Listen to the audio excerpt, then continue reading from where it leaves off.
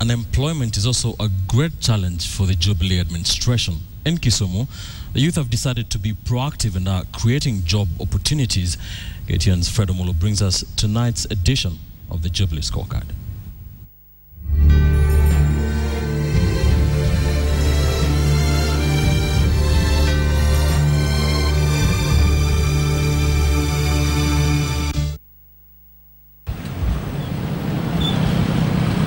Over the last 8 years, the unemployment rate has increased from 12% to a worrying 40%, according to the Kenya Bureau of Statistics, a figure that the Jubilee team promised to bring down prior to the 2013 general elections.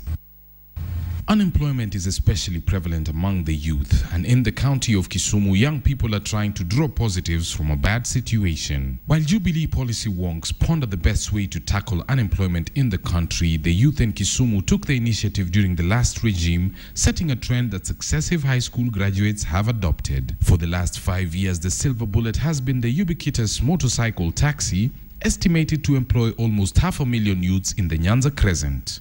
Nimeifanya kwa muda wa miaka kama 7 sasa. Na hii kazi naipenda kulingana na malipo ile napata kwa hii kazi. Watu ukiniambia kwenda kuniajiri sasa sioni kama naweza kubali. Unless unisaidia na njia nyingine ya kuniambia nibaie pikipiki. According to economists, two of the best policy decisions that the Kibaki regime made in its first term were the lowering of taxes on imported motorcycles and the provision of free primary education. And the long-term effect has been increasing the numbers of educated young people who value self-reliance and creating a constant sink that absorbs the unemployed, easing the burden on the state. The greatest impact that we are seeing is the attitude. The youths are now looking out to support themselves more than being supported.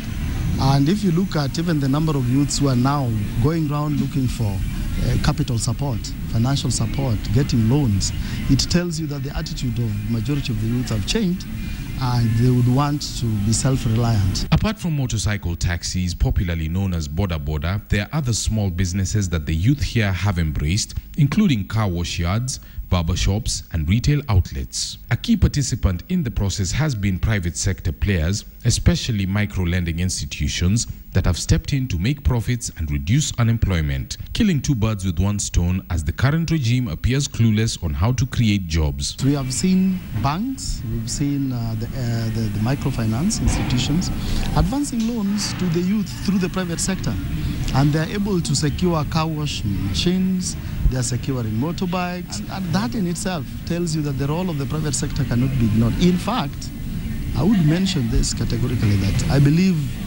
the county government must recognize the role of the private sector. Stakeholders say that once county governments came into place, all they had was the lighter task of capacity building to increase the number of those who are already engaged in productive activities. We have lined up over 96 small jobs. We call them small jobs because they are under 1 million of value, 1 million and below, that we are going to contract out to the youth. Now the only pre-qualification here is that they register with the National Treasury and get what we are referring to as the young certificate.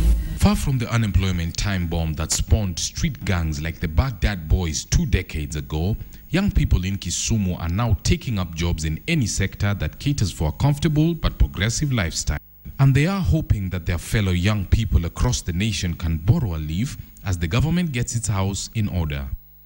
From Kisumu City, I am Fred Omulo.